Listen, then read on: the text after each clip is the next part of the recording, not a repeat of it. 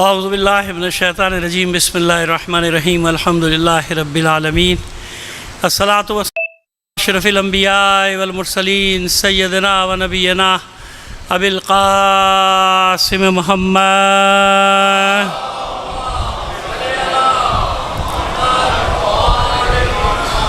وآلہ الطیبین الطاہرین المعصومین ولعنۃ اللہ علی اعدائہم مجمعین من الآن الی قیام یوم الدین اما بعد فقد قال اللہ تعالی فی کتابہ المبین وہو اصدق القائلین وقولہ الحق بسم اللہ الرحمن الرحیم فی بیوت اذن اللہ ان ترفع ویذکر اسمہ فیہا وَيُسَبِّحُ لَهُ فِيهِ بِالْغُدُوِّ وَالْآصَالِ صدق اللہ العلی العظیم۔ صلوات بھیجیے محمد آل محمد پر۔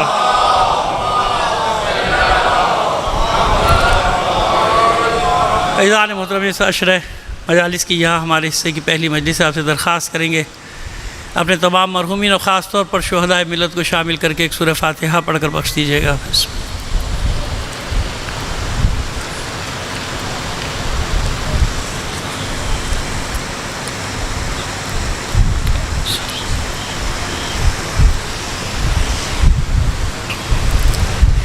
صلوات عنایت فرما دیجیے گا محمد آل محمد پر۔ اس سے بہتر انداز میں ایک بار اور بلند آواز سے صلوات بھیج دی جائے گا۔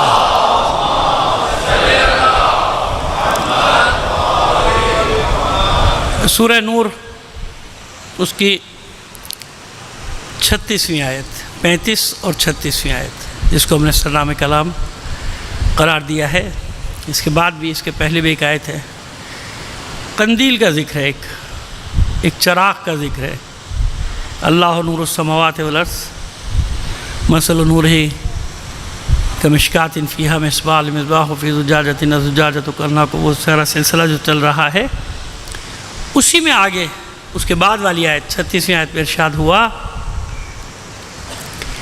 فی بیوت، یہ قندیل کہاں ہے، یہ شمع کہاں ہے، یہ چراغ کہاں ہے، فی بیوت ان گھروں میں ہے۔ یہ شمع، یہ چراغ، یہ قندیل ان گھروں میں ہے، ان ترفع، جن کے ذکر کو اللہ نے بلند رکھا ہے، یا جن گھروں کو اللہ نے بلندی دی ہے، رفعت دی ہے۔ کون سے گھر ہیں یہ ابھی بات کریں گے بعد میں، لیکن پہلے آیت کو سمجھ۔ فی بیوت اذن اللہ ان ترفع، اللہ نے ان کے ذکر کو یا ان کے رفعت کو بلند رکھا ہے، ان کے مقام کو بلند رکھا۔ اور ان گھروں میں ہوتا کیا ہے، وَيُذْكَرُ اسْمُهَا، اور اللہ کا اسم کا ذکر، اللہ کا ذکر ان میں کیا جاتا ہے۔ کس طرح ذکر کیا جاتا ہے، يُسَبِّحُ لَهُ فِيهِ بِالْغُدُوِّ وَالْآصَالِ، صبح و شام ان میں اللہ کا ذکر کیا جاتا ہے۔ ان گھروں کی بات ہے۔ کن گھروں کی بات ہے؟ ہم جب بھی بات کریں گے تو ظاہر ہے ہمیں تو سیدھا سیدھا سے ہم بات کر دیتے ہیں نا کہ اہل بیت مراد ہیں، لیکن نہیں، اب دلائل سے دیکھیں گے کہ کون سے گھر ہیں۔ مضمون آپ کو بتا دیں، عنوان آپ کی خدمت میں پیش کر دیں کہ ہم جو بھی بات کریں گے قرآن اور نہج البلاغہ کے حوالے سے بات ہوگی۔ قرآن اور نہج البلاغہ میں اس کی کیا تشریح کی گئی ہے، اہل بیت کے حوالے سے کیا گفتگو کی گئی، کیا باتیں کی گئی، اس گھر کو کیسے تلاش کیا جائے۔ لہذا اس میں ساری بات ہوگی کہ اہل بیت کا جو مقام ہے قرآن سے بھی اور نہج البلاغہ میں سے بھی، یا یوں کہیے کہ تینوں ہمارے ٹاپک رہیں گے، قرآن، نہج البلاغہ اور اہل بیت علیہم السلام، اس پر بات کی جائے گی۔ آئیے ذرا سی اس کی تشریح کر دیتے ہیں آپ کے سامنے، اس کے بعد پھر بات کو آگے بڑھائیں گے۔ پہلے پروردگار نے اپنے نور کا ذکر کیا کہ اللہ نور السماوات والارض، آسمان و زمین کا نور اللہ کی ذات ہے، یعنی ہر شے میں اللہ کا نور کار فرما ہے، جلوہ فروز ہے، ہر جگہ اللہ کا نور کام کر رہا ہے۔ اس نور کی مثال دی ہے ایک چراغ سے، یہ عجیب بات ہے۔ مثل نورہ کمشکات فیہا مصباح، ایک جناب ہے قندیل، اس قندیل میں چراغ ہے، المصباح فی زجاجۃ، وہ پھر وہ اس کے بعد اس کے اندر ہے ایک چراغ، ایک تہ ہے، وہاں پہ وہ شمع روشن کی جائے، الزجاجۃ، اور وہ جو شیشے کی باریک سی تہ ہے، وہ جو قندیل ہے، وہ جناب کیسی ہے، کانہا کوکب دری، وہ کوکب دری کی معنی ایک چمکدار ستارے کی معنی، ایک چراغ سے مثال دی جا رہی ہے۔ یہ مثال ہے۔ یہ ہے کہاں یہ قندیل، کہاں پائی جاتی ہے یہ قندیل؟ فی بیوت، کچھ گھر ہیں جن میں یہ قندیل ہے، کوئی گھر ہے۔ بس اس کا مطلب یہ خانہ کعبہ تو نہیں ہے، خانہ کعبہ کی مثال نہیں دی گئی، خانہ کعبہ کا تو نام لے کے کہا کہ فی بیوت، کچھ گھر ہیں، ایک گھر بھی نہیں بلکہ ایک سے زیادہ گھر ہیں، کچھ گھر ہیں جن میں یہ قندیل ہے اور روشن ہے، مسلسل روشن ہے۔ جب اللہ کے نور کی قندیل ہے تو مسلسل روشن ہے، یہ خاموش نہیں ہے، جل رہی ہے۔ فی بیوت اذن اللہ ان ترفع، اللہ نے اس کو بلندی عطا کی ہے، اللہ نے اجازت دی ان کی بلندی، ان کا بلندی رفعت عطا کی ہے ان کو۔ وَيُذْكَرَ اسْمُهَا، اور اللہ کے ذکر کی اجازت دی کہ اللہ کا ذکر اس میں کیا جاتا ہے، یہاں اللہ کا ذکر کیا جاتا ہے۔ وَيُسَبِّحُ لَهُ فِيهِ بِالْغُدُوِّ وَالْآصَالِ، یہ غدو و آصال کیا ہے؟ صبح و شام ان کا ذکر کیا جاتا ہے۔ آصال کہیں قرآن مجید میں سواد کے ساتھ ہے نا، اصیل بھی آیا ہے کہ بکرتم و اصیلا، کہیں یہ بھی ہے کہ صبح و شام تذکرت۔ یہ اصیل کا وقت کیا ہے، یہ آصال کا وقت کیا ہے، یاد رکھیے۔ یہ ایک بہت بڑا مسئلہ 2-3 منٹ پہ حل کر کے چلے جائیں تاکہ ہمیشہ کے لیے یہ بات صاف ہو جائے آپ کے ذہنوں میں کہ یاد رکھیے جو اوقات ہیں ان اوقات کو الگ الگ قرآن میں بیان کیا گیا ہے۔ صبح الگ ہے، صبح کا وقت، سحر کا وقت بالکل الگ ہے، صبح کا وقت الگ ہے، بکرا یہ وقت الگ ہے۔ بکرا وہ جب پوری طرح سفیدی نمودار ہو جاتی ہے اسے کہتے ہیں بکرا، یہ بکرا کا وقت ہے، وہ بکرا کا وقت ہے۔ عربی کہتے بھی ہیں کہ بکرا نہیں کل آنا، کل صبح آنا، اس طرح کا بکرا کا لفظ استعمال کرتے ہیں ہم تو۔ اصیل کون سا وقت ہے؟ نہ یہ صبح ہے، نہ یہ ظہر ہے، نہ یہ بکرا ہے، نہ یہ عصر ہے، نہ یہ مغرب ہے، نہ یہ رات ہے۔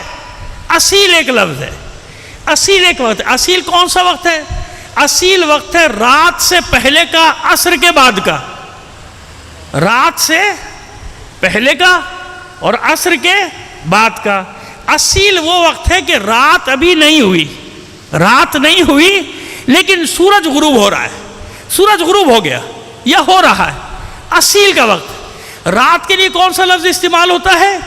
لیل کا، یعنی لیل الگ ہے اور اصیل الگ ہے۔ سمجھ میں آ رہی ہے بات؟ اصیل کا وقت، اب قرآن مجید میں جب بھی یہ لفظ آئے گا سامنے آپ کو دلیل مل جائے گی کہ ہاں یہ یہاں پہ موجود ہے اصیل کا لفظ۔ اصیل الگ ہے اور لیل الگ ہے۔ اب آئیے روزے کا حکم کیا ہے؟ اتم الصیام الی اللیل، اتم الصیام الی اللیل، روزہ پورا کرو کہاں تک؟ رات تک، لیل کا لفظ ہے۔ اصیل کون سا وقت ہے؟ سورج کے غروب کا وقت ہے۔ بس یہ ہمیشہ یاد رکھیے اور اطمینان سے یاد رکھیے کہ نہ ہمارا روزہ وقت سے پہلے کھلتا ہے نہ وقت کے بعد کھلتا ہے۔ ہم دیر، جو کہتے ہیں شیعہ دیر سے روزہ کھولتے ہیں، ہم دیر سے روزہ نہیں کھولتے بھائی، ہم اس وقت پہ روزہ کھولتے ہیں جو وقت قرآن میں بتایا گیا ہے۔ اصیل کا وقت ہے شام کا وقت، لیل کا وقت ہے رات کا وقت، غروب کا وقت ہے اصیل کا وقت۔ یہ آیت ہے بالغدو والآصال، صبح شام اللہ کی تسبیح کرتے ہیں ان گھروں میں، تو اصیل کا وقت اور ہے، وہ ہے غروب کا وقت۔ رات کا وقت وہ ہے جب یہ اصیل کا وقت گزر جاتا ہے، جب رات شروع ہوتی ہے تو ہمارا روزے کا وقت کیا ہے؟ افطار کا رات کا وقت، جو قرآن نے حکم دیا کہ اتم الصیام الی اللیل، روزے کو پورا کرو رات کے شروع ہونے تک۔ تو جب اصیل ختم ہوتا ہے تو لیل شروع ہوتی ہے، وہی ہمارا روزے کا وقت۔ اب یہ بات واضح ہو گئی آپ کو؟ ہمیشہ کے لیے اس دلیل کو یاد رکھیے گا کہ وہ جو ہوتا ہے نا کہ ہم دیر سے نہیں کھولتے بھائی، اگر کوئی اور جلدی کھولتا ہے تو ہم کیا کریں؟ ہم وقت پہ کھولتے ہیں، جو روزہ قرآن نے بتایا اس وقت پہ کھولتے ہیں، کیونکہ اصیل الگ ہے اور رات کا وقت الگ ہے، لیل الگ ہے، اصیل الگ ہے قرآن مجید میں۔ اسی لیے شام کے لیے رات کا وقت اس لفظ لیل کا لفظ استعمال نہیں ہوا، بلکہ شام کے لیے اصیل کا وقت استعمال ہوا، آصال اور اصیل۔ صلوات بھیجیے محمد آل محمد پر۔ چلیے، یہ تو جملہ معترضہ کے طور پہ ہم نے آپ کو بتا دیا تاکہ ذہنوں میں رہے آپ کے، کیونکہ یہ آیت آ گئی سامنے پڑھ رہے تھے تو جب اس میں ہم نے کہا چلو یہ بھی آپ کو بتاتے چلے جائیں کہ اوقات کا مسئلہ کیا ہے، یہ وقت الگ الگ ہے۔ اب آئیے بات کو آگے بڑھاتے ہیں۔ بس یہ کچھ گھر ہیں جن میں یہ شمع روشن ہے، ان گھروں کی نشانی ہے کہ اللہ نے ان کو بلند رکھا ہے۔ وہ کون سے گھر ہیں جن کو بلند رکھا ہے؟ کیسے پہچانا جائے ان گھروں کو کہ وہ گھر بلند ہے؟ کہاں ہے وہ گھر؟ کس جگہ ہے وہ گھر؟ اس کے بعد بھی ہے رجال لا تلہیہم تجارت ولا بیع ولا بیع عن ذکر اللہ، اس کے بعد والی آیت، اس میں وہ لوگ رہتے ہیں، اس میں وہ افراد رہتے ہیں ان گھروں میں، فی بیوت، اس کے فوراً بعد والی آیت، ان میں وہ افراد رہتے ہیں کہ جنہیں نہ تو تجارت اور نہ کسی قسم کی خرید و فروخت، یہ کوئی بھی چیز اللہ کے ذکر سے انہیں غافل نہیں کرتی۔ لا تلہیہم، کوئی چیز ان کو غافل نہیں کرتی، نہ تجارت اور نہ ہی خرید و فروخت ہے۔ اور تجارت میں ایک فرق ہے، تجارت وہ ہوتی ہے گھر کا سودا کر رہا ہے، گاڑی کا سودا کر رہا ہے، اس کی تجارت تھوڑی ہے۔ خرید و فروخت کر رہا ہے کسی چیز کی، اپنا گھر بیچ رہا ہے تو ہمیشہ کی وہ تجارت تھوڑی ہے، یہ بے کر رہا ہے نا۔ گاڑی بیچ رہا ہے، خرید رہا ہے، زمین بیچ رہا ہے، اپنی زمین کو بیچنا چاہتا ہے، اپنی گاڑی کو بیچنا چاہتا ہے، یا خریدنا چاہتا ہے، یا گھر کو خریدنا چاہتا ہے، تو ساری زندگی وہ تجارت تھوڑی کر رہا ہے۔ یہ بے وہاں استعمال ہوتا ہے لفظ کہ جو انسان مستقل، ٹھیک ہے دونوں لفظ ہر جگہ استعمال ہو سکتے ہیں دوسرے کی جگہ، لیکن عربی میں دونوں میں فرق ہے، اسی لیے قرآن مجید نے دونوں لفظ استعمال کیے۔ لا تلہی رجال لا تلہیہم تجارت ولا بے، نہ تو تجارت ان کو غافل کرتی ہے اللہ کے ذکر سے، اور نہ ہی یہ بے یعنی خرید و فروخت بھی کسی چیز کی انہیں اللہ سے غافل، اللہ کے ذکر سے غافل نہیں کرتی۔ ایک صلوات بھیجیے محمد عالم۔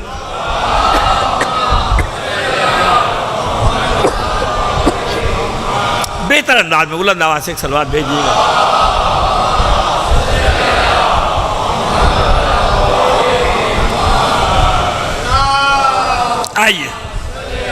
آئیے قرآن مجید میں اور کہاں کہاں گھر کا ذکر آیا۔ یسألونک عن الأہلہ، یہ آپ سے چاند کے گھٹنے اور بڑھنے کے بارے میں سوال کرتے ہیں۔ 189 سورہ بقرہ آیت نمبر 189، یہ آپ سے چاند کے گھٹنے اور بڑھنے کے بارے میں، یسألونک عن الأہلہ، یہ آپ سے چاند کے گھٹنے اور بڑھنے کے بارے میں سوال کرتے ہیں۔ آپ کہیے قل ہے مواقیت للناس والحج، آپ بتا دیجئے کہ یہ تو لوگوں کے لیے نشانی رکھی ہے تاکہ اوقات کو طے کر سکیں، وقت کو طے کر سکیں، مہینے کو طے کر سکیں، اور حج کے مہینے کو بھی طے کر سکیں چاند کے ذریعے سے۔ وَلَيْسَ الْبِرُّ بِأَن تَأْتُوا الْبُيُوتَ مِن ظُهُورِهَا، اور یہ نیکی نہیں، یہی آیت چل رہی ہے، اس میں ایک سوال ہے جس کا جواب دینا ہے۔ اور یہ نیکی نہیں کہ تم گھروں میں ان کے پچھواڑے سے داخل ہو جاؤ۔ لیس البر بأن تأتوا البیوت من ظہورہا، یہ نیکی نہیں ہے کہ تم گھروں میں پچھواڑے سے داخل ہو جاؤ، پشت سے داخل ہو جاؤ۔ ولکن البر من اتقی، نیکی تو یہ ہے کہ انسان اللہ سے ڈرے، اللہ کا خوف، اللہ کا تقوی اختیار کرے۔ وَأْتُوا الْبُيُوتَ مِنْ أَبْوَابِهَا، جب بھی گھروں میں داخل ہو دروازوں سے داخل ہو۔ اب جب دروازے کی تشریح کی جاتی ہے کہ دروازہ کون، تو کہتے ہیں بھائی یہ آیت وہاں سے تعلق ہی نہیں رکھتی، اس آیت کا تعلق تو حج کے ساتھ ہے، اس آیت کا تعلق تو مواقع، لیکن ہم یہی تو سوال کرنا چاہ رہے ہیں کیسے تعلق بن رہا ہے۔ یسألونک عن الأہلہ، یہ آپ سے چاند کے بارے میں سوال کرتے ہیں، گھٹنے بڑھنے کے بارے میں سوال کرتے ہیں۔ قل ہے مواقیت للناس، آپ ان سے کہیے کہ یہ مہینوں کے طے کرنے، وقت کو طے کرنے کا سلسلہ ہے لوگوں کے لیے، والحج، اور حج کا مہینہ بھی طے کرنے کا سلسلہ ہے۔ لیس البر، اب اس کے فوراً بعد یہ بات کہی جا رہی، کیوں؟ ولیس البر بأن تأتوا البیوت من ظہورہا، خبردار گھروں میں پچھواڑے سے داخل مت ہونا۔ ولکن البر من اتقی وأتوا البیوت من ابوابہا، جب گھروں میں آؤ دروازوں سے آؤ۔ اب یہ دروازوں کا تعلق، گھر کا تعلق یہ چاند کی آیت سے کیسے؟ یہ سوال ہوا تھا جب ہم نے ایک جگہ تفسیر کی تو سوال ہو گیا کہ بھئی تو چاند کیا ہوتا ہے؟ ہم نے کہا نہیں ایسا نہیں ہے، اب پوچھنا پڑے گا نا، وہی بات آ جائے گی فاسألوا اہل الذکر ان کنتم لا تعلمون، اگر تم نہیں جانتے تو اہل ذکر سے پوچھو۔ اہل ذکر کون ہے بھائی؟ تشریح کبھی کی تھی، اب یاد نہیں کب کتنے سال پہلے تشریح کی تھی، ذرا سا 2 منٹ میں گزر جاتے ہیں۔ فاسألوا اہل الذکر، اہل ذکر سے پوچھو۔ اہل ذکر سے مراد کون ہے بھائی؟ علماء، دانشور، یہ سب ہے؟ نہیں، یہ تو ظاہری بات ہے بھائی۔ دیکھیے اہل ذکر کہا جا رہا ہے، اہل ذکر سے پوچھو یہ ذکر کیا ہے قرآن میں۔ اگر ذکر کی تشریح قرآن میں موجود ہے پھر تو ٹھیک ہے، پھر قرآن سے ہی مدد لیں گے نا۔ اگر ذکر کی تشریح قرآن میں نہیں ہے تو پھر آپ اپنے معنی کرتے رہیے کہ اہل ذکر سے مراد عالم ہے، یہ ہے، فلاں ہے، جو بھی ہے آپ کرتے رہیے، آپ کو اختیار ہے، آپ عقل سے اپنی جو سمجھ سکتے سمجھ لیجئے۔ لیکن اگر ذکر قرآن میں بتا دیا گیا کہ ذکر یہ ہے پھر تو ماننا پڑے گا نا آپ کو۔ آئیے قرآن مجید کے خود جو نام ہیں وہ 37 کے قریب نام اور صفات قرآن میں بیان ہوئے، کتاب، قرآن، فرقان، مبین، یہ سب اس میں ہے۔ حتیٰ کہ کتاب کو امام بھی کہا گیا، یاد رکھیے گا، اسی قرآن مجید کو کیا کہا گیا ہے؟ امام بھی کہا، مختلف نام ہیں، مختلف صفات ہیں، تنزیل کہا گیا، اور نہ معلوم کتنے نام اس کے ہیں، یعنی 37 کے قریب نام اور صفات ہیں۔ ان میں ایک کیا ہے؟ اِنَّا نَحْنُ نَزَّلْنَا الذِّكْرَ وَإِنَّا لَهُ لَحَافِظُونَ، ہم نے اس ذکر کو نازل کیا ہے اور ہم ہی اس کی حفاظت بھی کرنے والے۔ یہاں ذکر سے کیا مراد ہے؟ یہاں ذکر کون ہے؟ قرآن ہے کہ نہیں؟ ان تمام مفسرین جتنے بھی مکاتب فکر کے سب کا ایک ہی جواب ہوگا نا کہ ہاں یہاں مراد کیا ہے؟ قرآن قرآن قرآن. انا نحن نزلنا الذکر، ہم نے ذکر کو نازل کیا. ذکر کسے کہا ہے؟ قرآن نے، خود قرآن نے اسی قرآن کو ذکر کہا ہے. قرآن مجید میں جگہ جگہ ذکر سے مراد ہے قرآن قرآن قرآن، اور کہیں پر ہے یاد دہانی یاد دہانی یاد دہانی. یہاں پر انا نحن نزلنا الذکر، ہم نے نازل کیا. اس قرآن کو سب یہی ترجمہ کریں گے جو میں کر رہا ہوں، ہم نے اس قرآن کو نازل کیا. تو ذکر ہے قرآن. جب تک یہ ذکر سمجھ میں نہیں آئے گا کہ ذکر کسے کہتے ہیں، اہل ذکر کہاں سے سمجھ میں آئے گا؟ اب وہ آیت پڑھیے فَاسْأَلُوا أَهْلَ الذِّكْرِ، جاؤ سوال کرو اہل ذکر سے. تو کون وہ اہل ذکر؟ اس کا مطلب جہاں قرآن اترا ہے، جہاں قرآن آیا ہے، وہی اہل ذکر ہیں. اگر اہل ذکر کو چھوڑ کر حاصل کرو گے تو کچھ بھی تمہیں ملنے والا نہیں. یا جزاک اللہ. صلوات بھیجیے محمد آل محمد پر. سمجھ میں آ گئی بات؟ اب آج ہو گیا فَاسْأَلُوا أَهْلَ الذِّكْرِ إِن كُنتُمْ لَا تَعْلَمُونَ. بس سوال کرو اہل ذکر سے. تو اہل ذکر جاؤ نا قرآن سے پوچھو کہ ذکر کیا ہے. جب ذکر سمجھ میں آئے گا تو اہل ذکر خود بخود سمجھ میں آ جائیں گے. اب آئیے، اب یہاں تک میں آپ کو لے آئے اہل ذکر سے پوچھو. تو اہل ذکر کون؟ یعنی اہل قرآن. جہاں قرآن آیا ہے، قرآن پڑھنا اور ہے، مخزن اور معدن ہونا اور ہے. اب آئیے نہج البلاغہ، مولائے متقیان مولائے عارفان علی ابن ابی طالب علیہ السلام فرماتے ہیں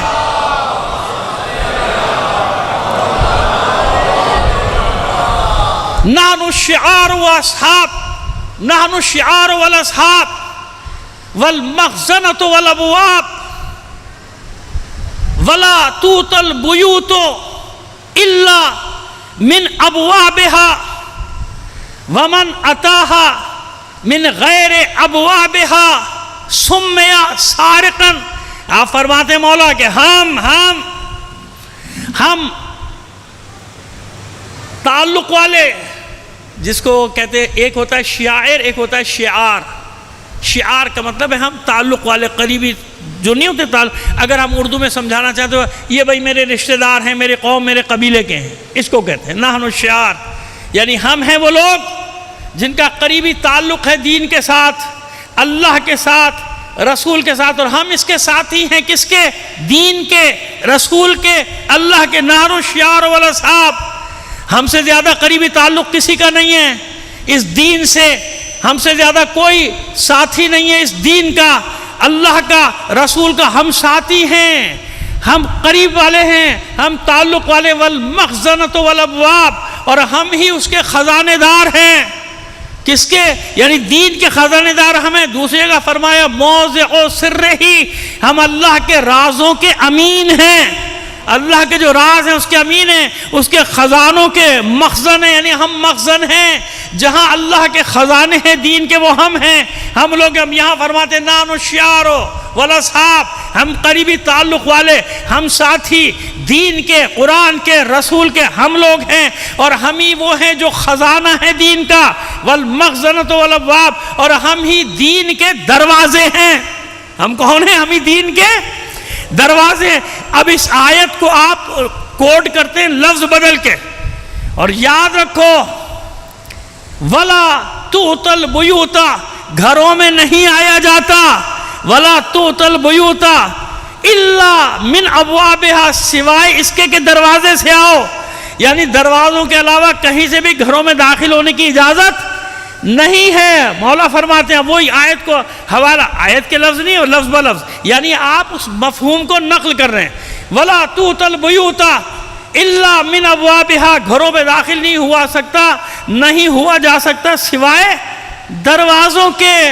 اور اگر کوئی فمن اتاها من غیر ابوابها، اور جو دروازوں کو چھوڑ کر کہیں سے آئے گا سمع سارقا، تو اسے چور کہا جاتا ہے. یہ مولا فرماتے کہ جو دروازوں کو چھوڑ کر آئے گا وہ کیا کہلائے گا؟ چور. اب آئیے اس حدیث کی طرف آ جائیے. یہ اتنا گراؤنڈ میں نے اس لیے بنایا کہ اب اس حدیث کے ارد گرد کوئی کچھ بھی بڑھا لے. نہج البلاغہ میں فرما دیا مولا نے کہ گھروں میں کہاں سے آیا جائے گا؟ صرف اور صرف کہاں سے؟ دروازوں سے۔ تو آیت کا جو حکم ہے وہ عمومی حکم ہے، ہر ایک کو یہی حکم دیا جا رہا ہے کہ جب گھر میں داخل ہو تو دروازے سے۔ تو بس دین کیا ہے؟ انا مدینۃ العلم وعلی بابھا۔ اس لیے اللہ کے رسول نے فرمایا کہ دین تمہیں مل ہی نہیں سکتا جب تک دروازے سے داخل نہ ہو جاؤ۔ یا ایک صلوات عنایت فرمائیے بلند آواز سے محمد آل محمد۔ بات آسان ہوئی؟ اب آج مقدمہ بنا رہے ہیں تاکہ کل ہمیں بات کرنے میں آسان نہیں، بات سمجھ میں آ جائے کہ ہے کیا۔ پہلے سمجھ میں آ جائے کہ گھر ہے کیا، کس کا گھر ہے، کون سا گھر ہے۔ اب سمجھ میں آئی بات کہ جو اگر بیت کا فی بیوتن کا ذکر کیا تو ویسے گھر بھی تو لاؤ، اس طرح کا گھر بھی تو۔ ایک گھر کا حوالہ دیں گے جلدی سے چلے جائیں گے۔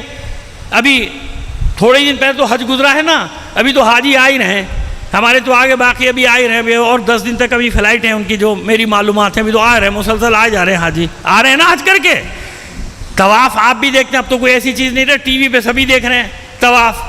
حتیم کو اندر لیا جاتا ہے نا، وہ نیم دائرے کو اندر لیا جاتا ہے۔ اب بتا رہے ہیں ہم کو گھر کی اہمیت کہ اللہ نے کن گھروں کو بلندی دی ہے، کس گھر کو بلندی دی ہے۔ صلوات بھیجیے محمد آل محمد پر۔ بس ہم سمجھانا یہ چاہ رہے ہیں کہ وہاں بیت اللہ مراد نہیں ہے، کچھ اور گھر مراد ہے۔ مثال یہاں سے دے رہے ہیں تاکہ سمجھ میں آ جائے۔ یہاں بھی اللہ کے گھر کی بات نہیں کر رہا میں تو حتیم کی بات، جس کو مقام اسماعیل وہ جو نیم دائرہ بنا ہوا ہے نا، طواف میں اس کے اندر سے جاتے ہیں باہر سے جاتے ہیں؟ اندر سے گئے تو طواف باطل۔ یہ ہم نے کسی پروگرام میں، حج کے پروگرام میں بھی کہا تھا، ہمارے ساتھ جو علماء دوسرے وقت بیٹھے وہ ظاہر تردید نہیں کر سکے، وہ بالکل خاموش ہے، بلکہ ایک نے تو ہماری تائید ہی کر دی کہ مولانا بالکل صحیح کہہ رہے ہیں، کیونکہ بات یہ کہ آپ دلیل سے بات کریں گے، تاریخی حقائق میں بات کریں، کون آپ کی اس بات کو رد کرے گا؟ اس میں ہمت ہی نہیں، کیسے کہے گا کہ یہ نہیں ہوا، ایسا ہے؟ ابھی اب وہاں پہ ہم نے دلیل دی تھی کہ باہر سے کیوں جاتے ہیں بھائی؟ کیا وہ نیم دائرہ خانہ کعبہ ہے، بیت اللہ ہے؟ اگر بیت اللہ ہے تو کمرے کو وہاں تک ہونا چاہیے نا، وہاں تک بنا دو بھائی پورا کمرہ۔ نہیں بنا سکتے، نہیں، بیت اللہ تو وہی ہے، وہ مستطیل عمارت جو بنی وہی اللہ کا گھر ہے۔ تو یہ کیا ہے کہ اس کے اندر سے جائیں تو طواف نہیں ہوگا، باہر سے جب تک چکر نہ لگائیں شوط یعنی چکر پورا نہیں ہوگا، اگر وہاں سے کہ طواف ٹوٹ گیا پھر دوبارہ سے کرو، ایسے ہی ہے نا۔ ہاں اندر جا کے احترام 2 رکعت نماز پڑھ سکتے ہیں آپ کو اجازت ہے، اور اس کا بہت ثواب ہے، اس حتیم میں 2 رکعت نماز پڑھنے کا بھی بہت ثواب۔ لیکن پیروں سے رونتے ہوئے نہیں جا سکتے لاکھوں حاجی، ہزاروں لاکھوں لوگ دوڑتے چلے جائیں اس کا طواف کر رہے ہیں، جناب اس کو پیسے بے غافل ہو کے نہیں، طواف میں بھی خیال رہے کہ اس کے اندر سے نہیں باہر سے چکر لگانا ہے۔ کیوں؟ تاکہ دماغ میں رہے کہ کوئی تو سبب ہے کہ یہاں طواف، اس کے باہر سے اس کو طواف میں شامل کرنا ہے، اللہ کے گھر کی طرح طواف کرنا ہے اللہ کے گھر کا۔ لیکن یہ نیم دائرہ بھی شامل، یہ نیم دائرہ ہے کیا؟ یہ نیم دائرہ ہے جناب ہاجرہ کا گھر۔ کیا ہے یہ؟ جناب ہاجرہ سلام اللہ کا گھر، علیہ کا گھر۔ یہاں جگی ڈالی تھی، یہاں گھر بنایا تھا، اور یہیں آپ رہی، یہیں انتقال ہوا، یہیں دفن ہو گئی۔ کم سے کم 2 قبریں مسلم ہیں اس میں، ایک جناب ہاجرہ سلام اللہ علیہ کی، ایک جناب اسماعیل علیہ السلام کی 2 قبریں موجود ہیں۔ اور میری تائید کی تو ذہن میں کہا کم سے کم یہ 2 قبریں ہیں، ایک دروازے پہ، ایک دوسرے دروازے پہ نہیں، اب دروازے میں رکھو یا بیچ میں رکھو، قبریں تو ہیں۔ ویسے تو 70 انبیاء کا بھی ذکر آتا ہے روایات میں کہ 70 انبیاء کی قبریں اس کے اندر ہے، چلو 2 کی تو ہیں۔ تو اب سمجھ میں آئی بات، گھر بھی ہے قبر بھی ہے، تو مشیت خود احترام سکھا رہی ہے کہ جو میرے پیاروں کے گھر ہوں یا پیاروں کے مرقد ہوں، ان کی تعظیم بھی ایسے ہی کرو جیسے میرے گھر کی تعظیم کرتے ہو۔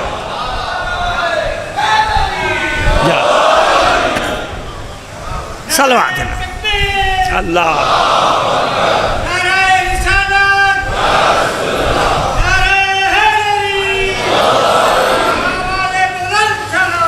اللہم صلی اللہ۔ تعظیم سمجھ میں آ گئی؟ ان ترفع، ان گھروں کو ہم نے رفعت دی ہے، اس لیے ایک گھر کا ذکر ہے، میں نے کہا فی بیوتن، چند گھر ہیں جن کو اللہ نے عظمت دی ہے۔ تو ایک گھر کی نشاندہی کر دی میں نے کہ جہاں جناب ہاجرہ کی جھگی پڑی تھی، چھپر ڈالا تھا، اور وہیں ان کا مدفن۔ لہٰذا باہر سے جاؤ، ہو کے جاؤ. اب اس پر ہم بہت پڑھ چکے، وہ جو مقام ابراہیم ہے اس کے پیچھے نماز کیوں، صفا مروہ کی صحیح کیوں، یہ سارا ہم پڑھ چکے پہلے، یہاں بھی اور کئی جگہ پہ پڑھا. اب اتنا بتا دیا کیونکہ موضوع یہ ہے گھر کا احترام، گھر کا احترام، گھر کا احترام. کیونکہ اللہ کے دین کی خاطر قربانیاں دی ہیں کہ نہیں دی ہیں؟ جب اللہ کے دین کی خاطر قربانیاں دی ہیں تو اللہ ان کے ذکر کو زندہ رکھے گا. کہ سوچو تو صحیح کہ اس کو طواف میں شامل کیوں کیا جب یہ گھر کا حصہ نہیں، جب گھر کا حصہ نہیں، لیکن ہاجرہ کا گھر ہے. لہذا وہ گھر ہے جس نے کی قربانیوں کی داستانیں ہیں، لہذا ان کی قربانیوں کی داستانوں کو یاد رکھو. فی بیوتن، یہ وہ گھر ہیں جن میں صبح و شام اللہ کی تسبیح ہوتی ہے، اس کا ذکر ہوتا ہے. اب سمجھ میں آ گیا؟ پس ان گھروں کا احترام کیوں؟ اس لیے اللہ کا رسول صلی اللہ علیہ وآلہ وسلم، صلوات بھیجیے محمد عالم. یہ روایات کیوں ہمارے یہاں بھی، صحیح ترمذی میں بھی، سیاہ ستہ میں بھی، صحیح ترمذی خود سیاہ ستہ میں ہی ہے، یہ سب جگہ روایت ہے کہ نہیں ہے کہ جب بھی آپ کی صاحبزادی فاطمۃ الزہرا سلام اللہ علیہا تشریف لاتی تھی، قام الیہا ورحبہا، آپ کھڑے ہو جاتے تھے ان کے استقبال کے لیے، انہیں مرحبا کہتے تھے، یعنی استقبال کرتے تھے، خوش آمدید کہتے تھے. اور اس کے بعد اپنی جگہ پر، یعنی اپنی جگہ کا مطلب کیا ہے، مسند رسالت پر بٹھا دیا کرتے تھے. کیوں؟ اللہ کا رسول احترام سکھا رہا ہے کہ نہیں سکھا رہا؟ ایک طرف یہ، دوسری طرف ان کی روایات میں ہے، ہمارے یہاں بھی ہے کہ حضور جب مسجد نبوی کی طرف جاتے تھے صبح، پہلے کھڑے ہوتے تھے کسی دروازے کے سامنے، اور دروازے کے سامنے کھڑے ہو کے پورا سلام پڑھتے تھے. السلام علیکم یا اہل بیت النبوہ ومعدن الرسالہ ومخزن الملائکہ. یہ سب کا تمام کا تمام اللہ کا رسول احترام کر کے بتا رہا ہے فی بیوتن، فی بیوتن، یہ ہے وہ گھر جن کے ذکر کو اللہ نے بلند کیا ہے، جنہیں رفعت دی ہے، جنہیں عزت دی ہے، جنہیں عظمت دی ہے. صلوات بھیجیے محمد آل محمد پر. اب ان کو چھوڑ کر کہاں سے آؤ گے؟ پس سم یا سارقن، اگر گھروں کو چھوڑ کر کہیں سے آؤ گے تو مولا فرماتے ہیں کہ اس کا نام کیا کہا، اس کو کیا کہا جاتا ہے؟ اس کو کہا جاتا ہے چور. لہذا اس حدیث کا بھی کوئی انکار نہ کر سکا. انا مدینۃ العلم والی بابو، میں شہر علم ہوں، علی اس کا دروازہ ہے، باقی کچھ نہیں. باقی ہٹا دیے، پہلے لگائے تھے لوگوں نے، بعد میں لاحقے ہٹا دیے جب معنی سمجھ میں آیا کہ تو بڑی گڑبڑ ہو جائے گی. اور بھی چیزیں لگا دی گئی تھی نا ماضی میں ساتھ، اب نہیں بیان ہی نہیں کرتے، اس کو سمجھ میں آ گئی بات کہ معاملہ غلط ہو جائے گا. لہذا باب باب باب ابواب کا ذکر ہے کہ ان گھروں سے آؤ، یہاں سے تمہیں ملے گا. یعنی اس سے الگ ہٹ کے جاؤ گے تو کیا ہوگا؟ قیامت تک کے لیے ہے نا رہنمائی، قیامت تک کے لیے رہنمائی کرنے والی وہ چراغ ہوگا جو چراغ خاموش ہونے والا نہیں. اللہ نے مثال دی نا ان گھروں میں ایک قندیل، ان گھروں میں یہ چراغ، جا کے دیکھو ان گھروں کو، ان گھروں میں صبح و شام سوائے تسبیح کے کچھ بھی نہیں ہوتا. اور بھی ذکر کریں گے سورہ دہر میں کہاں کہاں حوالے دیے گئے. ابھی اتنا موضع سر رہی، یہ اہل بیت ہیں. مولا فرماتی ہے اہل بیت ہیں جو اللہ کے رازوں کے امین ہیں، اس کے خزانے دار ہیں، اس کے خزانوں کی چابیاں ان اہل بیت کے پاس، یا ہم اہل بیت کے پاس، ہم اہل بیت کے پاس اس کے خزانوں کی چابیاں ہیں، اللہ کے خزانوں کی چابی. کیا مطلب؟ یعنی جسے کہا جاتا ہے ولایت تکوینی ہمارے پاس، یہ اللہ نے اختیار دیا. فرق کیا ہے؟ اللہ کے لیے ذاتی ہے سب کچھ. ان گھروں میں جو اللہ نے اختیار دیا یہ کیا ہے؟ یہ اللہ کا دیا ہوا اختیار ہے، جو ان گھروں کی طرف اللہ اشارہ کر رہا ہے کہ ان گھروں کا رخ کر لو، یہاں سے تمہیں گمراہی نہیں ملے گی. اور یہ گھر نہیں، آپ کو فی بیوتن کیوں کہا گیا؟ کہ ایک جگہ نہیں ہے یہ گھر، جہاں جہاں میں نے عرض کیا آپ سے کہ حتیم کے اندر گھر بھی ہے، روضہ بھی ہے، یعنی قبریں بھی ہیں نا دو، جناب حاجرہ کی مرقد بھی ہے اور جناب اسماعیل علیہ السلام کی مرقد بھی، وہاں پہ دونوں قبریں ہیں، دو قبریں. تو بتا دیا نا کہ ایسا نہ سمجھنا جیسی یہ زندگی میں ہدایت کرتے تھے ویسے ہی تمہارے سامنے سے ہٹ جائیں گے، اسی طرح ہدایت کریں گے. اس لیے مشاہد مقدسہ یہ بھی گھر ہیں. روضہ حسین یعنی مرقد حسین، مشہد حسین، مشہد علی، مشہد سامرہ. مشہد یاد رکھیے شہر کا نام بعد میں پڑا ہے، اور اسی وجہ سے پڑ گیا کیونکہ مشہد امام رضا علیہ الصلوۃ والسلام ہے، صلوات میری محمد عالم۔ مشہد شہادت گاہ کو کہتے ہیں، مشہد کسے کہتے ہیں؟ شہادت گاہ کو۔ مشہد یعنی شہادت کی جگہ یا گواہی دینے کی جگہ، دونوں معنی ہیں اس کے، کوئی حرج نہیں۔ اسی لیے کہا جاتا ہے ان تمام روزوں کو کیا کہا جاتا ہے ملا کے؟ مشاہد مقدسہ۔ مشہد کی جمع ہے مشاہد مقدسہ۔ تو میں جو مشہد کا لفظ استعمال کروں گا مشہد تو ایک ہی ہے، نہیں، میں نے سمجھا دیا آپ کو کہ یہ سب مشہد ہے۔ مشہد کاظمین، مشہد سامرا، مشہد نجف، مشہد کربلا، مشہد قوم، مشہد، خود مشہد، اس کا نام تو آپ جانتے ہیں نا، طوس ہے۔ اصل میں اس زمین کا کیا نام ہے؟ طوس۔ بعد میں وہ امام کی وجہ سے وہ مشہد شہر میں تبدیل ہو گیا، ورنہ آپ زیارت میں کیا پڑھتے ہیں؟ مشہد تھوڑی پڑھتے ہیں۔ ایھا المدفون بیرز طوس، طوس اس جگہ کا نام تھا، وہ اب زیارت میں رہ گیا، باقی تو اس کا نام مشہد ہے۔ تو سمجھ میں آ رہا ہے ہماری؟ یہ سارے اس وقت بھی ہدایت کا مینار ہیں کہ نہیں؟ ابھی یہ بھی بتائیں گے کہ یہ گھر ان جگہوں پہ ہیں کیوں، خاص طور پہ مشہد اور قم کے بارے میں آپ کو بتائیں گے کہ وہاں ایک گھر اور مشہد میں ایک گھر، یہ مسئلہ کیا، یہ راز کیا ہے؟ یہ اہل بیت کے راز ہیں، یوں نہ سمجھے کہ اچانک ہوا، وہ گرفتار کر کے لائے یہاں لا کے، نہیں، ایسا نہیں ہے۔ اس میں بھی حکمت عملی ہے، اس میں بھی مشیت ہے، اس میں بھی۔ چلیے ایک اور اشارہ آپ کو دیتے چلے جائیں، یہ پھر تفصیل بعد میں بیان کریں گے۔ آپ کو ایک اور ذرا سا جس کو کہتے ہیں مقدمتاً ایک نتیجہ دیتا چلو، یاد رکھیے، نہ بچتا تشیع، نہ بچتا کوئی مومن روئے زمین پہ اگر 8ویں امام کی یہ حکمت عملی نہ ہوتی۔ قیام ہو رہے تھے اسلامی سرزمین میں، شیعہ قیام کرتے تھے، اولاد حسن، اولاد زید، یہ سب قیام کرتے تھے۔ جناب زید پہ انشاءاللہ زندگی رہی تو ہمیں پڑھنا بھی ہے، عشر ثانی جو ہم ظاہر وہ تاریخ کا ایک عشرہ انتخاب کرتے ہیں وہ پڑھیں گے، لیکن قیام ہوتا تھا، کچل دیا جاتا تھا، کہیں نہیں جا سکتے تھے۔ یہ ائمہ کی حکمت عملی تھی کہ ایک زمین کا ٹکڑا ایسا ہونا چاہیے جہاں سے قیامت تک کے لیے اہل بیت کی صدائیں بلند ہوتی رہے۔ یہ پوری منصوبہ بندی تھی کہ کس طرح کہاں کون سی زمین ہموار ہے، کہاں اہل بیت کے چاہنے والے زیادہ ہیں، لہذا سب سے زیادہ وہیں قتل کیے گئے۔ نہیں، امامزادے چلے جائیے 6000 سے زیادہ ہیں اس سرزمین پہ۔ کتنے؟ 6000 سے زیادہ۔ ہاں کچھ چلو ویسے ہی لوگوں نے بنا دی ہوں گے، میں نہیں کہتا سارے کے سارے، لیکن اصلی ہیں تو نقلی آئے گا نا وجود میں، اصلی ہیں اتنے۔ جگہ جگہ میں تو جاتا ہوں اور ایک ایک کی ہسٹری پوری لکھ کے لاتا ہوں، کہاں کہاں کون کون دفن ہے۔ کیسپین سی تک چلا گیا، میں بحر خضر تک چلا گیا، وہاں تک دیکھ کے آیا، تو سمجھ میں آئی بات؟ نہیں، یہ پورا منصوبہ کیوں جناب معصوم قوم ساوے سے مشہد جانے کے بجائے جب حملہ ہوا تو اس کے بعد واپس قم کیوں آئیں؟ یہ سب راز ہے اہل بیت کے، کیونکہ جانتے تھے ایک مقاومت کے لیے ایک پائے گا، ایک قیامت تک کے لیے ایک زمین کا ٹکڑا چاہیے جہاں مومنین بیٹھ کر اطمینان سے تیاری کریں، قیامت تک کی تیاری کریں، آنے والے کا انتظار کریں، آپ کو اچھا لگے یا برا لگے۔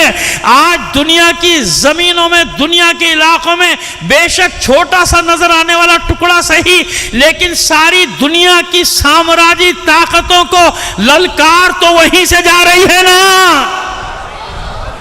آپ کو نہ اچھا لگے، ہم تو جانتے ہیں نا کہ اس کی طاقت کیا ہے، ہم تو جانتے ہیں نا ان کی آواز میں کتنا اثر ہے، ہم تو جانتے ہیں کہ باعزت کیوں، کیونکہ وہ جانتے تھے کہ یہ گھر ہمیں اسی لیے ملے ہیں، اگر یہاں سے بھی ہدایت نہ لی یزیدیت کے خلاف، وقت کے فرعونوں کے خلاف، وقت کے نمرودوں کے خلاف، پوری دنیا میں اگر مضبوط ترین آواز کہیں سے جا رہی ہے تو وہ اہل بیت کے چاہنے والوں کی زمین سے جا رہی ہے، وہ اہل بیت کے ماننے والوں کی زمین۔ اور انہی کی وجہ سے دوسری جگہوں پر بھی قیام کی حالت میں مومنین ہیں کہ نہیں ہیں، انہی کی وجہ سے قیام کی حالت میں ہیں۔ لوگوں کو آگ لگ جاتی ہے ذکر آ جائے تو احسان مانو، خدا کا شکر ادا کرو کہ وہی باعزت ہیں۔ اگر کسی کو یہ ذلت کی زندگی پسند ہے، بھکاریوں کی زندگی پسند ہے، ایسے زندہ رہنا پسند ہے تو جاؤ، تمہاری مرضی ہے۔ کربلا والے ایسے نہیں جیتے بھائی، اسی طرح خوشامدیں کر کر کے، چاپلوسیاں کر کر کے، اب وہ لفظ نہیں استعمال کرنا چاہتا جو گلی گلی میں استعمال ہو رہا ہے آج کل، برائے فروخت کا بورڈ لگا کے پھر رہے، ہمیں خرید لو، ہم بھی بکنے کے لیے تیار ہیں، ہم بھی ٹاؤٹ بننے کے لیے تیار ہیں۔ ایسا تھوڑی ہے، ایسا نہیں ہے۔ شیعہ ہو نہیں سکتا جو یزیدیوں کے ہاتھ میں ہاتھ دے دے، مر جائے گا، کٹ جائے گا، سودے بازی نہیں کرے گا، اپنے نظریات پہ سودے بازی نہیں کرے گا، کبھی نہیں جھکے گا ان سامراجیوں کے سامنے، کبھی نہیں جھکے گا ان سامراج کے ایجنٹوں کے سامنے، نہیں جھکے گا شیعہ۔ حسینی ہے، اس لیے حسینیت کا نعرہ ظالموں کے ہاتھ میں ہاتھ، ظالموں کے ساتھ بیٹھنا، چھوٹے چھوٹے فائدوں کے لیے، مفادات کے لیے، میں حاضر ہوں آقا، آپ حکم فرمائیے، میں حاضر ہوں آپ کی خدمت کے لیے آقا۔ نہیں، ایسے نہیں۔ دیکھو کون عزت سے ہے، اتنی دہائیوں کے اقتصادی اور معاشی بائیکاٹ کے باوجود کون، جہاں وہ گھر ہیں، وہ جانتے ہیں ان گھروں کی اہمیت، وہ جانتے ہیں کہ انہی سے ہدایت ملے گی، وہ جانتے ہیں کہ یہ آواز کہاں کہاں تک جائے گی۔ عزت کیوں ہے پوری دنیا میں؟ قوموں کے سامنے کھڑے ہیں نا، برابر سے کھڑے ہیں، جھکے ہوئے نہیں۔ تو اس پہ یہ خوش ہونے کی بات ہے، یہ افسوس کی بات ہے مومنین کے لیے؟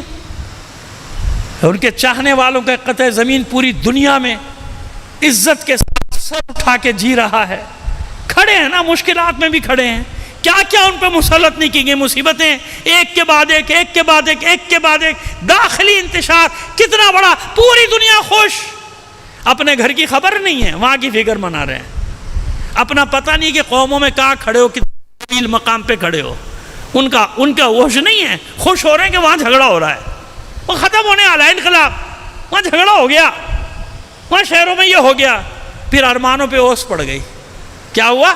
ارمانوں پہ اوس پڑ گئی، بیٹھ گئے پھر خاموش، اب خبر بھی نہیں دیتے نا، انتظار میں، کہ سامراجی میڈیا، سامراجی ایجنٹ سب لگے ہوئے ہیں، سامراجی کھاتوں میں، چل سمجھ میں آئی بات؟ نہیں، یہ ہیں وہ گھر جن گھروں میں حریت کا درس ہے، آزادی کا درس ہے، بزدلی کا درس نہیں ہے، غداری کا نہیں ہے، قوموں کو بیچ دینے کا نہیں ہے، آزادی کا درس، سمجھنے والوں کے لیے، نہ سمجھنے والوں کا تو انبار ہے، بازار لگا ہوا ہے، میں نے کہا نا برائے فروخت کا تختی لگا کے سارے گھوم رہے ہیں، مجھے لے لو آقا، اس کو لے لیا مجھے بھی شامل کر لو، کسی کمیٹی میں ہی ڈال دو، کہیں تو ڈالو مجھے، سمجھ میں آ رہی ہے بات؟ نہیں عزیز، جو اس درس سے، اس گھر سے وابستہ ہے، اہل بیت کا گھر، اہل بیت کا در، پہلا درس حریت کا ہے، آزادی کا ہے، حریت پسندی کا ہے، پہلا درس ہے، اس کے علاوہ بیکار ہے۔ حسین نے کیا کیا کربلا میں؟ یہی درس تو دیا نا، قیامت تک کے لیے پوری بشریت پر جو واقعہ سب سے زیادہ اثر انداز ہوا وہ حسین کا، وہ حسین کا واقعہ، پوری دنیا بشریت، اور ہر شعبے میں، ادب کا شعبہ ہو، تاریخ کا شعبہ ہو، کوئی شعبہ ہو، کربلا نے اپنا اثر ہر جگہ ڈالا ہے نا، ہر جگہ اپنا اثر ڈالا۔ سیاست کا شعبہ، کربلا آج تک مؤثر، تازہ دم ہے نا کربلا، اب تک تازہ ہے کربلا۔ یہ دیکھیے، ہم اور آپ کا اعزاز ہے کہ ہم اس کا حصہ ہیں، ہم نے تازہ نہیں رکھا ہوا، ہم نے زندہ نہیں رکھا ہوا، نہیں، یہ ہمارا اعزاز ہے کہ ہم اس قافلے میں شامل ہیں جو اس قافلے میں چل رہا ہے۔ یعنی کربلا کی بقا ہماری وجہ سے نہیں ہے، ہماری بقا کی ضامن کربلا ہے، ہم زندہ ہیں کیونکہ کربلا سے وابستہ ہیں۔ اگر کربلا ہمارے پاس نہ ہوتی ہم مر گئے ہوتے، زندہ ہو کے بھی مر گئے ہوتے، زندہ لاشیں ہوتے ہم لوگ، لیکن کربلا نے ہم کو زندہ رکھا، کربلا نے ہمیں زندگی دی ہے، کربلا نے ہمیں حیات دی ہے، کربلا ہمیں مرنے کے بعد بھی مرنے نہیں دیتی، کربلا زندہ رکھتی، یہ کربلا کا اعجاز ہے۔ تو جو وہاں سے وابستہ ہوگا، آپ مجھے بتائیے، اب آپ سے بالکل حقیقت پسندی والی بات کر رہے ہیں، بتائیے کربلا میں کتنی شخصیتیں ایسی ہیں جن کے چھوٹے چھوٹے بچے ہیں کہ نہیں ہیں؟ کربلا میں بھی تھے، کربلا کے بعد بھی تھے بچے، ان سب بچوں کے نام یاد ہیں آپ کو؟ کس کو یاد؟ نہیں یاد، خاص نام یاد ہیں۔ کربلا کے بچوں میں بھی آپ کو جناب علی اصغر یاد ہیں، کیونکہ ظاہر واقعہ ایسا ہے، ایسا واقعہ، کہتے ہیں فاتح کربلا، ہے نا؟ 4 سال کی بچی کا نام آپ کو یاد ہے، 4-5 سال کے 5ویں امام کا نام آپ کو یاد ہے، اور بتائیے مجھے کہاں ہے؟ بچے تو تھے بہت سارے جو شہید ہو گئے، جن کے مزار مل گئے ہمیں، جناب شریفہ بنت امام حسن 11-12 سال کی تھیں واقع کربلا میں، 13 سال کی تھی بہرحال ان کا. اسی طرح اور ہیں جناب حالہ یا جناب خولہ بنت الحسین، وہ بالبک لبنان میں، وہ راستہ تھا نا قافلے کا، اسیروں کو وہاں سے لایا گیا تھا، یوں گھما کے پھر وہاں بالبک کے راستے بیروت، جب اس وقت تو بیروت نہیں تھا نا، بہرحال بالبک سے پھر شام لے جایا گیا تھا، بالبک سے دمشق لے جایا گیا تھا. تو وہاں دیکھیں نا جناب صفیہ بنت حسین، جو یہ وہ تھی جو آپ کی کنیزوں سے جو صاحبزادیاں تھیں وہ بھی تھیں. تو بچے اتنے سارے نام ہیں کہ نہیں ہیں جن کا ہے؟ باقی سب کے نام یاد ہیں آپ کو؟ نہیں یاد، نہیں یاد. سب کو ہمارا سلام. سب اس طرح سے زندہ ہیں کہ واقع کربلا نے سب کو زندہ رکھا نا اجتماعی طور پہ. جیسے انصار حسینی میں سے آپ کو کتنوں کے نام یاد ہیں؟ حالانکہ ایک ایک کا نام موجود ہے نا، ہم نے خود 2 جلدیں لکھ دی اس کے اوپر، ایک ایک شہید کا ذکر کر دیا ہم نے سب کا، تاکہ جو ڈھونڈنا چاہے اس کو مل جائے بھئی یہ شہید یہ شہید. لیکن یاد تو نہیں ہے نا سب کو. نہیں، مجھ سے بھی آپ سب کا نام پوچھیں گے تو مجھے تھوڑی یاد ہے. جب میں لکھ رہا تھا کتاب، جب میں نے ادھر سے ڈھونڈا ادھر سے ڈھونڈا، بھئی مجھے 50 کے نام یاد رہ گئے ہوں گے. سب کے نام، ایمانداری کی بات ہے، آپ مجھ سے پوچھیں تو مجھے نہیں یاد ہوں گے. 50 نام لے دوں گا آپ کے سامنے، 55 نام لے دوں گا. سب کے پھر یاد کرنا پڑے گا، دیکھنا پڑے گا کون کون تھا، ہے نا. یہی کتابوں کا فائدہ ہوتا ہے کہ کتاب میں لکھ کے جمع کر دو، علم کو محفوظ کر دو، قید کر دو لکھ کے، ایسا ہے نا. لیکن عزیزو، جس نے جتنی بے کسی کی جس کی موت ہے نا، حسین نے اتنا ہی اس کے ذکر کو بلند رکھا. جس نے جتنی بے کسی سے جان دی. آپ مسلم کے یتیموں کو نہ جانتے اگر اتنی بے کسی کے عالم میں وہ دونوں بھائی محمد اور ابراہیم شہید نہ کیے گئے ہوتے فرات کے کنارے. وہ مسیب جہاں آپ کے روزے، وہ فرات بہ رہا ہے نا، وہاں سے بھی ظاہر دریا ہے 100 میل کا، تو وہاں سے بھی بہتا ہے فرات کے کنارے. اگر یہ قبریں نہ ہوتی 2 معصوم بچوں کی تو کوئی جانتا بھی نہیں کہ کوئی مسلم کے 2 بچے یہاں بھی تھے. 2 کربلا میں شہید ہوئے، 2 یہاں. آپ کا پورا خاندان ہی ختم ہو گیا تھا جناب مسلم بن عقیل کا. تو یہ بچے تھے. ان کی قبریں آپ جانتے ہیں نا، اوپر زری بنی ہوئی، نیچے اصلی قبریں نیچے ہیں چھوٹی چھوٹی. اور بھی لوگ گئے ہوں گے، بہرحال مجھے بھی موقع ملا 2 بار کہ میں نیچے گیا، اور زانوں کے بل جانا پڑتا ہے کیونکہ وہ کورڈ ہیں، چھوٹی چھوٹی قبریں ہیں 2 وہاں. لیکن یقین جانیے کہ وہاں جا کر آدمی انسان اپنے گریے پر قابو رکھ ہی نہیں سکتا. آج بھی ان قبروں پہ ایسی بے کسی اور بے چارگی، یعنی وہ قبریں خود اپنے مکینوں کی غربت یعنی ہجرت کا، غریب الدیار ہونے کا اعلان کرتی. یہ حالت نہیں، انسان کو اب قابو میں نہیں رہتا جب ان قبروں پہ جاتا ہے 2 معصوم بچوں کی جو نیچے بنی. تو اس سے بڑی کوئی دلیل نہیں ہے نا. سند موجود ہے نا، قبریں موجود ہیں، روضہ موجود ہے، وہاں تاریخ پوری لکھی ہے، اور پھر کتابوں میں بھی ذکر موجود ہے. کبھی کبھی لوگ کہتے ہیں پتہ نہیں تھے کہ نہیں تھے، آپ لوگ کہاں سے؟ بھئی ہم کہیں سے نہیں لاتے، ہم پاگل تھوڑی ہیں کہیں سے لائیں گے. موجود ہے، سب تاریخوں میں موجود ہے. اور پھر وہ تو بالکل ہی مستند جو قبریں بھی موجود ہیں، تو اب اس میں کیا شک رہ گیا آپ کو. تو عزیزو، زندہ رکھا نا. اور یاد رکھیے ان 2 بچوں کو زندہ رکھنے میں حسین تو اپنی جگہ، واقع کربلا تو اپنی جگہ، ان 2 بچوں کی یاد کو زندہ رکھنے میں مادر حسین کا ہاتھ. میں پڑھتا ہوں ہر سال پہلی محرم کو، یہی پڑھتا ہوں، آج بھی یہی پڑھو.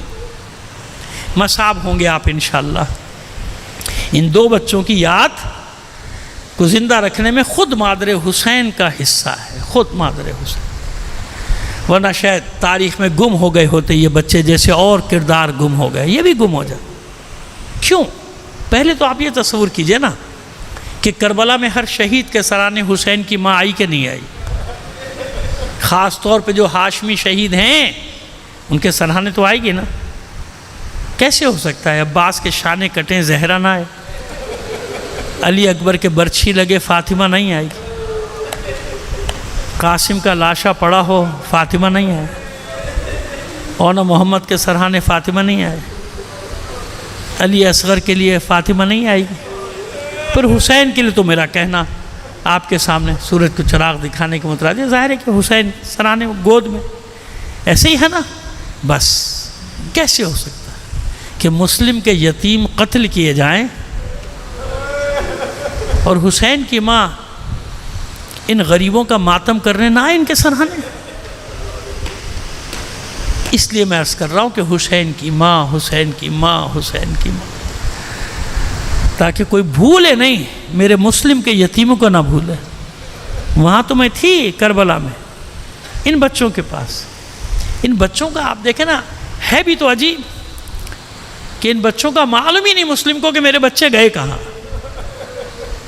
جب چھاپے پڑنا شروع ہوئے، گھروں میں سب کو اٹھایا جا رہا تھا، ابن زیاد کا جب لشکر مسلط ہو جائے تو پھر خیر نہیں، نہ مردوں کی، نہ بوڑھوں کی، نہ بچوں کی، نہ خواتین کی، کسی کی نہیں۔ یہ ابن زیاد کے لشکر کی خاصیت ہے، یاد رکھیے گا۔ جب ابن زیاد کا لشکر مسلط ہوا، اسے کاروائیاں شروع کی،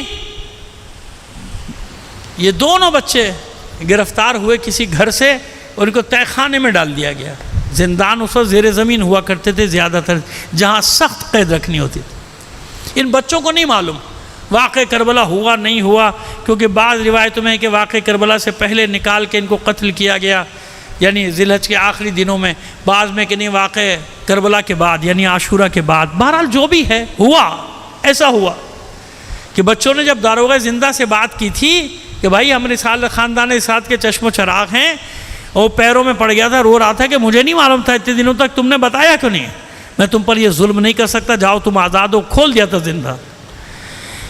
لیکن جب بچے جانے لگے تو اس نے بچوں سے ایک گزارش کی تھی، اور گزارش یہ تھی کہ دیکھو اب تھوڑی دیر بعد میں قتل کر دیا جاؤں گا، یہ مجھے مار دیں گے، کیونکہ میں تم کو آزاد کر رہا ہوں، یہ مجھے مار دیں گے، میں جانتا ہوں یہ مجھے قتل کر دیں گے، بس بچوں مجھ سے ایک وعدہ کرو کہ قیامت کے روز میری شفاعت کرو۔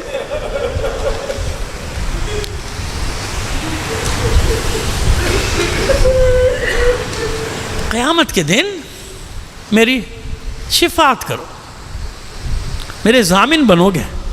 معصوم بچے ہیں، لیکن جانتا ہے نا خاندان رسالت کے بچے ہیں، انہیں یہ حق ہوگا، حق شفاعت ہوگا۔ اور بچوں کو بھی اپنے حق شفاعت پر اتنا یقین ہے، اس داروغہ زندہ کے ہاتھ تھام کر کہتے ہیں تجھ سے وعدہ رہا تیرے بغیر جنت میں نہیں جائیں گے۔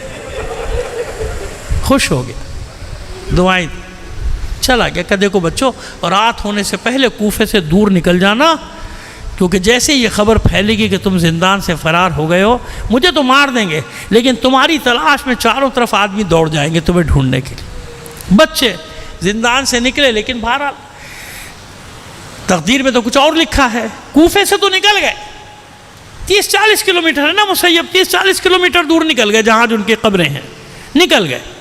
لیکن مدینہ کا راستہ کہاں ملے ان معصوم بچوں کو کہ مدینہ کس طرف ہے، مدینہ کا انہیں کیا معلوم بچوں۔ اور جب یہ رات بھر بھٹکتے رہے تو صبح جب ہونے لگی، یہ فرات کے ساحل پہ فجر کا وقت ہوا، دونوں بچوں نے پہلے نماز ادا کی، نماز پڑھنے کے بعد آپس میں مشورہ کیا، ایک درخت پہ چڑھ گئے کہ دن بھر اس درخت پہ چھپے رہیں گے، جب رات ہوگی تو پھر سفر کا آغاز کریں گے۔ صبح کی سفیدی نمودار ہو رہی ہے، زن حارث کی کنیز پانی بھرنے جوہر پہ آئی، درخت کے نیچے ایک تالاب تھا، دیکھا تالاب میں پانی میں دو چاند سے چہروں کا عکس پڑ رہا، حیرت سے کہتی کس ملک کے شہزادے ہو، میں نے ایسے چہرے دیکھے ہی نہیں آج سے پہلے، کون ہو، کہاں سے آئے؟ بچے کہتے ہیں مومنہ ہمیں راستہ بتا دے مدینے کا، نیچے آؤ، امان ہے، امان ہے، تمہیں امان ہے، نیچے آؤ، مجھے اپنا حال بتاؤ، پھر میں تمہارے لیے کچھ راستہ نکالوں۔ کہا مومنہ ہم مسلم کے یتیم ہیں، کوفیوں نے بے وفائی کی، کوفیوں نے دغا دی، ہمارا بابا شہید ہو گیا، ہمیں مدینے کا راستہ بتا دے، تجھے دعائیں دیں گے۔ بس وہ گھبرا کے کہتی ہے مومنہ کہ ایسے تم نہیں جا سکتے مدینے دن کی طرف، میرے ساتھ دن کے وقت نہیں جا سکتے، چلو میرے ساتھ، میری مالکن وہی اہل بیت ہے، کوئی نہ کوئی راستہ نکالے گی، جلدی جلدی لے کر آئی سا۔ مالکن کو بتایا، زن حارث کو بتایا مسلم کے یتیم ہیں، میں نے امان دیے، کہا میری بھی امان، خوش ہو گئی، کہا میری بھی امان۔ بچوں سے کہتی ہے بچوں اطمینان سے مطمئن ہو جاؤ، اطمینان رکھو، کل ایک قافلہ جانے والا ہے، میں اس کے ساتھ تمہیں مدینے روانہ کر دوں گی، اور دیکھو مدینے پہنچ کر میری شہزادیوں کو میرا سلام ضرور کہنا۔ بچے نہ معلوم کب سے قید میں تھے، ان کے لباس تبدیل کرائے، بہترین غذا ان کو دی۔ جب شام ہوئی تو کہتی ہے بچوں مجھے معاف کر دینا، یہ رات تمہیں کوٹری میں گزارنی پڑے گی، کیونکہ میرا شوہر ابن زیاد کے دربار میں ملازم ہے، مجھے ڈر ہے اگر اسے معلوم ہو گیا کہیں وہ تم دونوں کو گرفتار کر کے ابن زیاد کے حوالے نہ کر دے۔ ایک کوٹری میں دونوں بچوں کو بند کر دیا، باہر سے تالا لگا دیا، دونوں بچے سو گئے۔ ادھر دیر سے آیا اس کا شوہر حارث، اس نے دیر سے آنے کا سبب پوچھا تو کہتا ہے کہ مسلم کے بچے قید سے فرار ہو گئے، بڑا انعام رکھا ہے۔ ابن زیاد نے ڈھونڈتا رہا، ملے نہیں، کہا چھوڑ ان بچوں کا پیچھا، خاندانی ساتھ کے بچے کیوں اللہ رسول کی دشمنی مول لیتا ہے، چھوڑ۔ کھایا پیا لیٹ گیا۔ رات کے ایک پہر میں چھوٹے بھائی کی آنکھ کھلی، بڑے بھائی کا شانہ ہلا کے کہتا ہے بھیا اٹھو اٹھو۔ بھائی اٹھا، سبب پوچھا، بھیا میں نے ابھی ایک خواب دیکھا ہے، میں نے خواب میں رسول خدا کو دیکھا،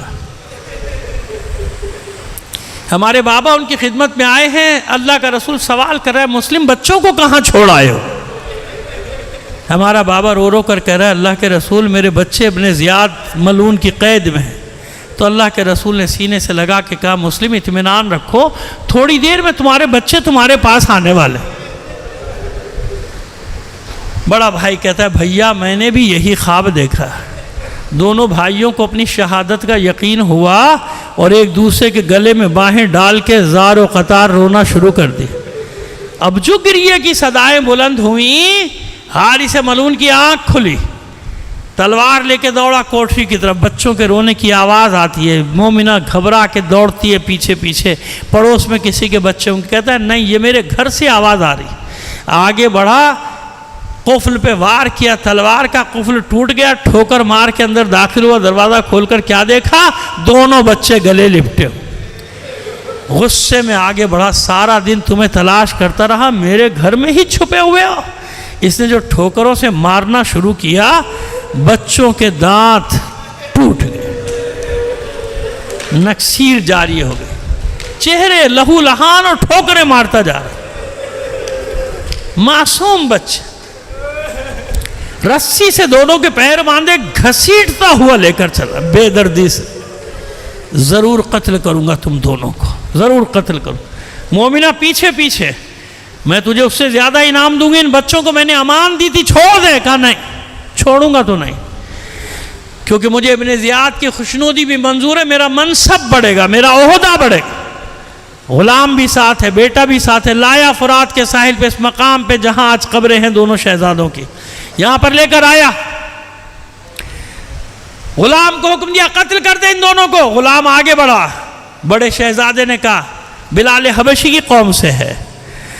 کہتا ہے کہ تم بلال کو کیسے جانتے ہو؟ کہ ہم نے دیکھا نہیں، سنا ہے کہ ہمارے جد کا مؤذن تھا بلال جس کا تعلق حبش سے تھا۔ کہ تم کون ہو؟ کہ ہم خاندان رسالت کے چشم و چراغ ہیں، اللہ کا رسول ہمارا جد ہے، علی ہمارا جد ہے، عقیل ہمارا جد ہے، ہم مسلم بن عقیل، ہم مسلم کے بیٹے ہیں۔ اتنا سننا تھا، تلوار پھینک دی، دوڑا نہر میں چھلانگ لگا دی۔ یہ ظلم نہیں کر سکتا، خاندان رسالت کے بچوں پہ تلوار نہیں اٹھاؤں گا۔ بیٹے کو حکم دیا، ماں نے چلا کر کہا دودھ نہیں بخشوں گی۔ بیٹا پیچھے ہٹ گیا، جھنجھلا کر تلوار کا اس نے وار کیا، مومنہ بچوں کے اور تلوار کے درمیان میں آ گئے۔ شانے پہ تلوار لگی، زخمی ہو کے مومنہ ایک طرف گر پڑی۔ تو بچوں نے کہا ٹھہر، عربوں کا قاعدہ ہے 3 باتیں رکھتے ہیں، ایک بات مانی جاتی۔ کہتا ہے کہو کیا کہنا چاہتے ہو؟ کہا پہلی بات ہمیں مدینے لے چل، ہمارے چچا حسین سے جو چاہے گا تجھے دلوا دیں گے۔ کہا یہ ناممکن ہے، یہ نہیں ہو سکتا۔ کہا اچھا دوسری بات ہمیں ابن زیاد کے پاس لے چل، وہ جو فیصلہ کرے۔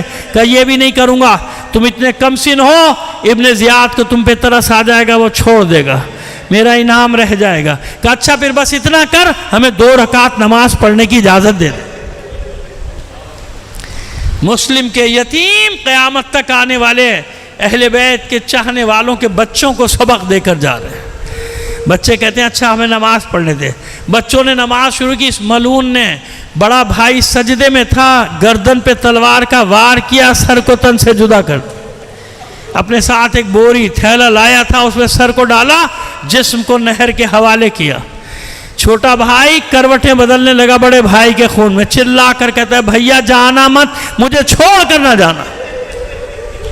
کہتے ہیں کہ بڑے بھائی کا جسم پانی کی سطح پہ ٹھہر گیا، سطح آب پہ ٹھہر گئے۔ ابھی یہ کروٹیں بدل رہا تھا کہ اس ملعون نے دوسرا وار کیا، چھوٹے بھائی کے سر کو بھی تن سے جدا کیا، سر تھیلے میں ڈالا، جسم کو نہر کے حوالے کیا، دونوں بے سر کے لاشیں بغل گیر ہوئے، تہے آپ بیٹھ گئے۔ صبح ہوئی، مسیب کے کسان نکلے اپنی زمینوں پہ کھیتی باڑی کرنے کے لیے، پس کیا دیکھا؟ فرات کے ساحل پر کوئی سیاہ پوش بی بی بیٹھی، زار و قطار رو رہی ہے۔ آگے بڑھ کر کہتے ہیں بی بی تیرا کوئی قیمتی سامان گر گیا، ہم نکال دے، کہا ہاں، حارث ملعون نے میرے بچوں کو قتل کر کے پھینک دیا، میری مدد کرو، میرے بچوں کی لاشیں نکال دو۔ یہ کسان اترے، دونوں بے سر کے لاشیں نکال کر ساحل پر رکھے، یہ بی بی دونوں کے درمیان بیٹھ گئی، ایک ہاتھ ایک بچے کے سینے پہ، دوسرا ہاتھ دوسرے بچے کے سینے پہ، گریہ وزاری کرتی جاتی ہے، ان کسانوں کا شکریہ ادا کرتی ہے، تم نے میری مدد کی، میں قیامت کے دن تمہاری شفاعت کروں گی، میں تمہاری بخشش کی ضامن ہوں۔ بس سننا تھا، یہ سننا تھا کہ وہ کسان کہتے ہیں بی بی آپ ہیں کون جو اتنے اطمینان سے ہمیں جنت کی بشارت دیتی ہے؟ نظروں سے اوجھل ہونے سے پہلے وہ بی بی کہتی ہے میں کوئی اور نہیں، تمہارے رسول کی بیٹی فاطمہ زہرا ہوں، اور یہ میرے مسلم کے یتیم جنہیں حارث نے قتل کر